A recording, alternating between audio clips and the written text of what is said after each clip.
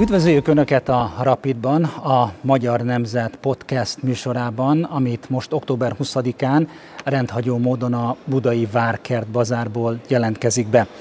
Vendégünk Alice Weidel, a németországi AfD párt társelnöke, aki a 21. századi intézet és a Polgári Magyarországért Alapítvány meghívott vendégeként érkezett Budapestre, Magyarország fővárosára. A politikust többek közt és nem a teljesség igényével kérdezzük majd a migráció kihívásairól, az AfD-t ért politikai támadásokról, illetve az orosz-ukrán háborúról is. Tartsanak tehát velünk! Ms. Weidel, thank you very much for accepting our invitation. Let me start with a rapid first question. What's your comment on the fact that the peace talks on the Russia-Ukraine war are to be held here in Budapest?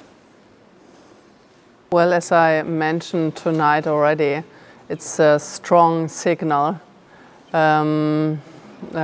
towards the work of Prime Minister Viktor Orbán, and it is great that the peace talks take place in Budapest, and I think it's also a sign towards the other European states that somehow forgot that they need to put their act together and be for peace talks and not supporting the opposite, as what they have been doing in the last couple of years, that they actually got very strong footage on the escalation spiral in the Ukrainian war. I think the European states, as Viktor Orbán suggests, they need to better support President Trump's endeavors for ceasefire and peace talks to end this terrible war as soon as possible.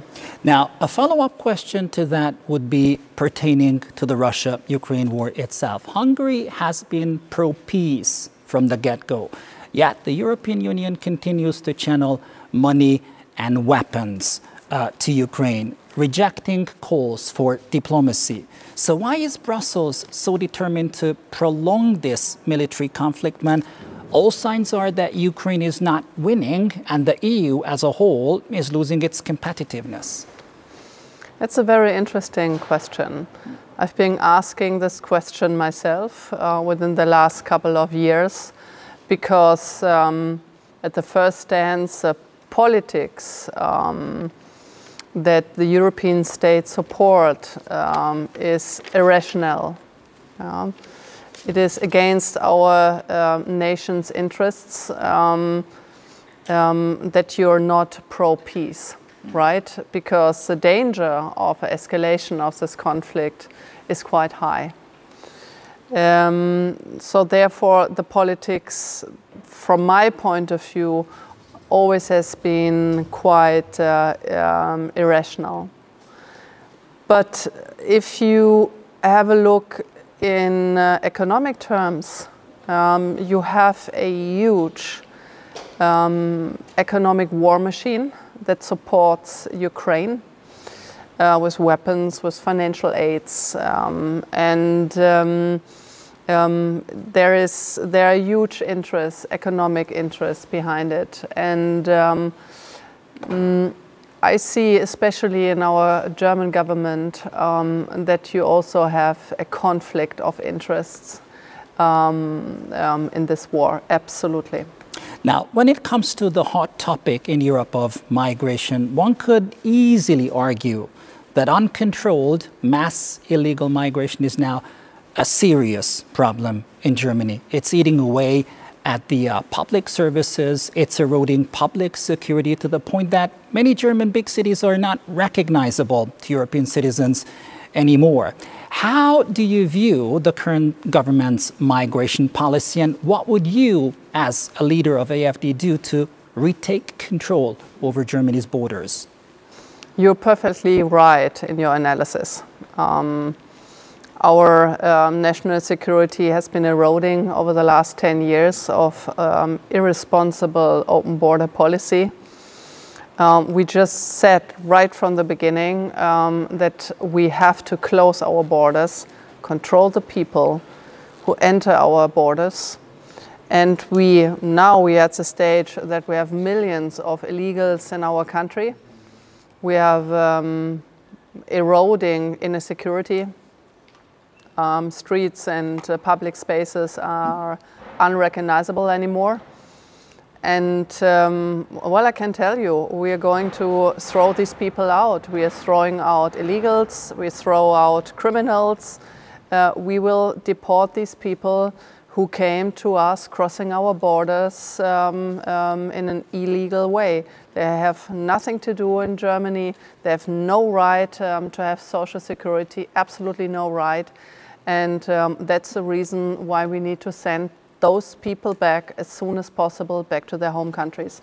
Now, recently there have been numerous attacks against various AfD politicians and against AfD as a political party too, because the party gave a spectacular performance this February at the federal elections. More than 10.4 million voters actively voted for the country. Yet plans have surfaced to ban AfD on extremism grounds. How seriously do you take this threat? And what does this threat tell you about the state of democracy and free speech in Germany today? Well, the others are quite serious to put a party ban on us. And you have to imagine what's going to happen in Germany when you put a ban on the strongest party on a federal level.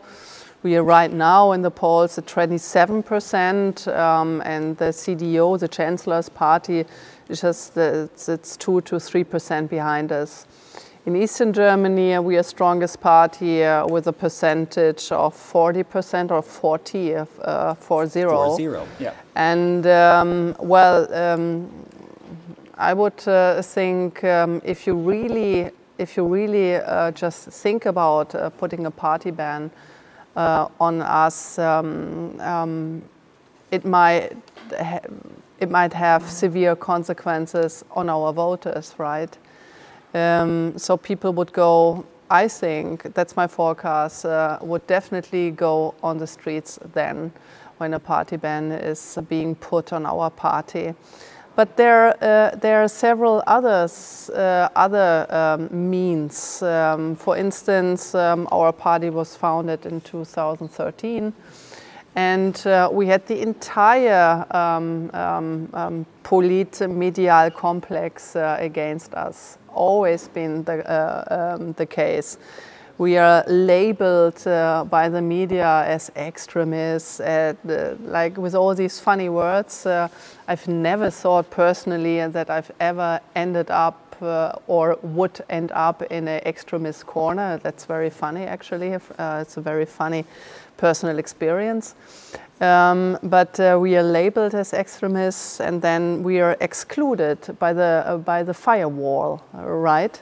Yes. And as the Vice President of the United States, J.D. Vance, rightly put it, there are no firewalls in a democracy, and it shouldn't be. Now, Hungary is busy building its nuclear power plant. I'm talking about the second reactor at Paks. At the same time, Berlin decided, and that was, I think, finally 14 years ago, to shut down all the existing 17 nuclear power plants that Germany had. Is this shift this way towards green policy, which drove up the energy prices and increased Germany's import reliance, in your view, a strategic mistake? Oh, absolutely. Absolutely. You have to imagine that Germany had the most modern nuclear power plants, right? And we not only, our governments in an irresponsible way, not only decided to switch off the power plants, they're even in the process of destroying the power plants, right? So we have now the situation that on the 25th, I think, 25th of October, they just put explosives around the nuclear power plant, and they destroy the towers, the cooling towers. They've been doing it everywhere.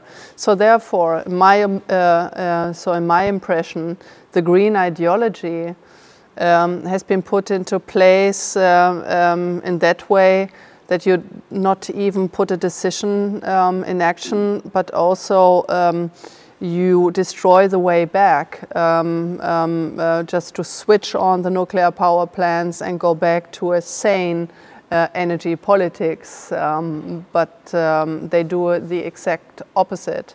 And I know that some foreign nations, they think that this new government ends the green ideology. The opposite is the case. We have this huge acceleration of this greenish policy, and also with the carbon tax, for instance, with the European carbon tax, especially in Germany. So we put our own companies into huge disadvantage in the international competition. So therefore, there are a lot of drivers that lead to the situation that our companies are not competitive anymore, and they go bust or they go abroad.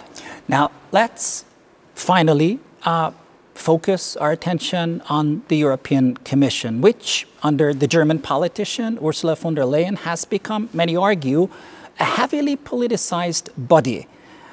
It's way too liberal, some say, it's ideology-driven, and it's using EU institutions as instruments over typically conservative governments. How do you view the current balance of power in Brussels, and what internal reforms does the EU need, in your view? Well, we see huge disturbances in the checks and balances and division of powers within the European Union. You mentioned Ursula von der Leyen, a politician out of the Union, right? It's the same party as our Chancellor Merz, and she's not even elected by the people, and this is how the entire thing starts, right? And all the laws come out of Brussels, and they are put upon the nation states, even though in the nation states you have elected governments, right? And therefore, out of Brussels, we have that law not to build combustion engines anymore. And this is especially harmful for Germany, right?